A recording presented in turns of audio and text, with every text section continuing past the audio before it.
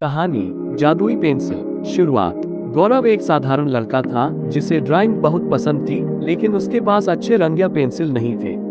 उसके दोस्त नए नए स्केचबुक और महंगे रंगों से शानदार चित्र बनाते थे, लेकिन गौरव के पास बस एक पुरानी पेंसिल थी।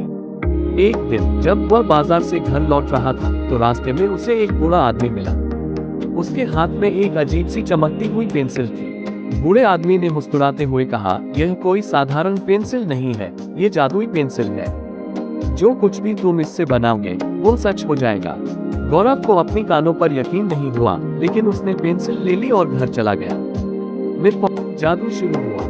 गौरव ने सबसे पहले एक छोटी सी आइसक्रीम बनाई और देखते ही देखते वह आइसक्रीम असली बन।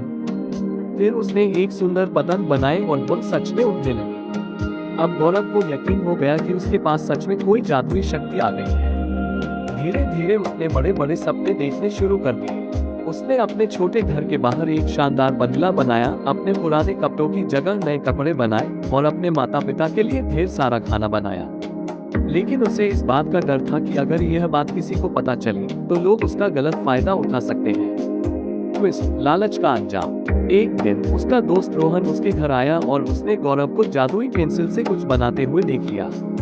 रोहन बहुत लालची था। उसने वह पेंसिल छीन ली और भाग गया। रोहन ने सबसे पहले ढेर सारा सोना बनाया। फिर उसने बड़ी बड़ी गाड़ियां और हीरे बनाए। लेकिन जल्द ही वह और ज्यादा लालची होता गया। उसने एक विशाल किला बनाने की कोशिश की, लेकिन जैसे ही उसने पेंसिल से बहुत ज्यादा चीजें बनाने की कोशिश की, पेंसिल चमकने लगी और अचानक गायब हो गई।